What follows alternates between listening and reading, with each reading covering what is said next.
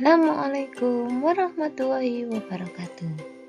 Berjumpa lagi. Pada pembelajaran kali ini kita akan belajar tentang faktor terjadinya interaksi masyarakat. Selamat belajar. Mempengaruhi terjadinya interaksi di dalam masyarakat yang pertama yaitu perbedaan kandungan sumber daya alam pada setiap daerah.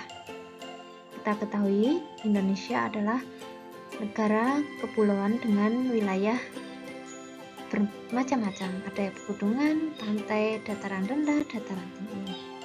Daerah dengan kandungan sumber daya alam cukup tinggi akan dapat memproduksi barang-barang tertentu dengan biaya relatif murah dibandingkan dengan daerah lain yang memiliki kandungan sumber daya alam lebih rendah, sehingga pertumbuhan ekonomi lebih cepat dibanding daerah lain. Yaitu perbedaan kondisi demografis. Perbedaan kondisi demografis adalah perbedaan tingkat pertumbuhan dan struktur kependudukan, perbedaan tingkat pendidikan dan kesehatan, perbedaan kondisi ketenaga kerjaan, dan perbedaan dalam tingkah laku dan kebiasaan, serta etos kerja yang dimiliki masyarakat daerah bersangkutan. Ada daerah yang memiliki pendidikan yang tinggi tingkatnya, tapi di daerah pelosok sana tingkat pendidikannya masih rendah. Di daerah yang pelosok biasanya tingkat pertumbuhan untuk pendidikan, kesehatan itu jauh berbeda dengan di daerah perkotaan.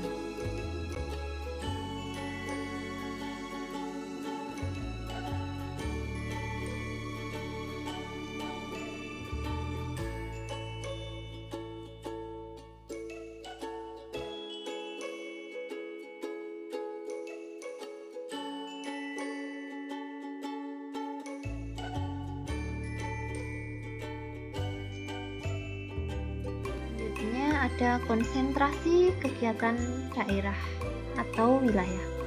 Konsentrasi kegiatan ekonomi yang cukup tinggi pada wilayah tertentu jelas akan mempengaruhi ketimpangan pembangunan antar wilayah. Pertumbuhan ekonomi daerah akan cenderung lebih cepat pada daerah dengan konsentrasi kegiatan ekonomi yang cukup besar. Tentu konsentrasi kegiatan ekonomi di perkotaan akan berbeda dengan di daerah pedesaan yang konsentrasi kegiatan ekonominya sedikit. Faktor yang selanjutnya yaitu alokasi dana pembangunan antar daerah atau wilayah. Dalam pengelolaan dana pembangunan ini ada dua sistem, yaitu sistem sentralistik dan sistem otonomi. Sistem sentralistik yaitu dana pemerintah akan cenderung lebih banyak dialokasikan pada pemerintah pusat, sehingga ketimpangan pembangunan antar wilayah akan cenderung tinggi. Sedangkan pada sistem otonomi, dana pemerintah ini akan lebih banyak dialokasikan ke daerah, sehingga ketimpangan pendapatan akan cenderung rendah.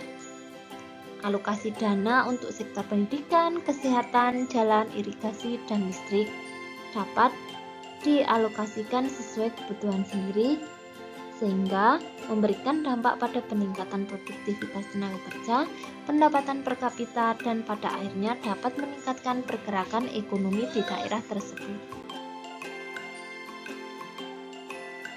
Yang terjadi antar masyarakat di berbagai bidang ini berpengaruh pada semua aspek. Nah, tujuan dari interaksi ini adalah yang pertama adalah untuk memenuhi kebutuhan masyarakat. Yang kedua, taraf kemampuan ekonomi meningkat, terpenuhinya kebutuhan sosial dan budaya di daerah, serta pembangunan dapat berjalan dengan baik. Nah, sekian penjelasan tentang interaksi yang ada di masyarakat dan manfaatnya. Semoga bermanfaat buat kita semua. Terima kasih. Wassalamualaikum warahmatullahi wabarakatuh.